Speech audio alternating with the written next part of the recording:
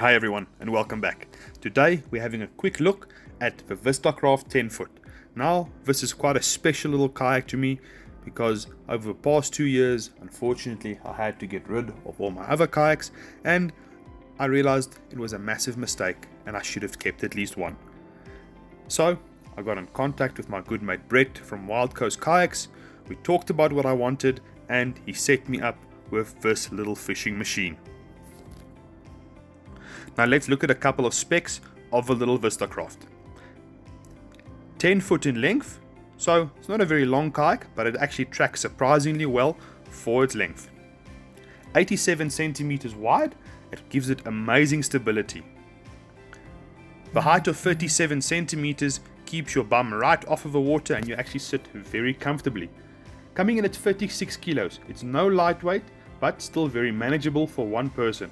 And 150 kilos of carrying capacity means for the average person, it's got more than enough capacity for yourself and all the gear you want to take with you.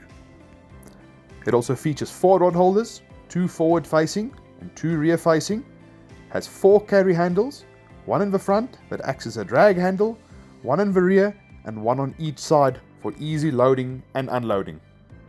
Now like I mentioned, this is no lightweight kayak by any standard, but it's easy enough for one person to load into the back of a pickup, and that's how I do it. I literally throw it in the back of my pickup, drive down to the river and chuck it off and into the water. Moving on to storage capacity of the VIZTACRAFT. For such a small kayak, it actually offers quite ample storage. It offers a rear and a front tank well. The front tank well sporting a lid, which is unfortunately not waterproof, but it's big enough to store a dry bag. I keep my cast net in there and also my anchor system. Later in the video, I'll show you how I manage the rear tank well with some additional storage. It also offers a central hatch, which is very rare to see in a plastic kayak. And later in the video, we'll go over that as well. Now this kayak comes standard with 2 factory fitted track rail systems. You can add more, they've got various other options, but these 2 are ample for my usages. I went ahead and fitted 2 starport mounts and I was very surprised to actually find that the standard Railblazer hardware fit directly onto the VIZTACRAFT.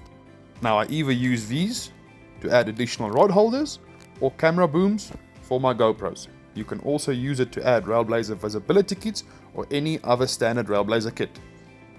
It comes with a fairly straightforward rudder system, adjustable foot pedals via a little tab which you just flip up and down to release or lock the foot pedal in place, and I could actually adjust these fairly easily even while I was on the water. Another nice feature that I like about the VIZTACRAFT is the flip up rudder. Now although the rudder is a kick up style rudder, while in transport you can still use the little tab to keep it upright. You'll notice here that there are 2 sets of rudder cables. One currently connected to the foot pedal system, and what I forgot to mention in the beginning of the video is that the 10 foot VIZTACRAFT is actually compatible with either an e-drive or a fin or a prop drive. If you use one of these systems, you'll switch over to your second set of cables and use your manual hand rudder for steering. Speaking about e-drives, prop drives and fin drives, let's have a look at how to fit these. You simply flick the 2 tabs, lift the blank out, insert your fin drive, e-drive or prop drive, and if you want to transport your kayak or change back to a standard paddle system, simply pop it back in place, lock the tabs and you're good to go. Now one of my favorite things about this kayak, the storage. Now this will look very familiar to anybody that's ever owned a plastic kayak, until you lift out this little plastic container. I was extremely surprised at how much gear you could stow in this kayak's hull. I actually lost a tackle box in there for about 2 days. Now you could probably even store a small rod or 2 in here, a dry bag. If you're doing kayak camping, there's ample space in here. This is not something you see every day and it's a very nice feature. Now although I don't use it very often to fill up, if you're doing a longer trip, this will definitely come in handy.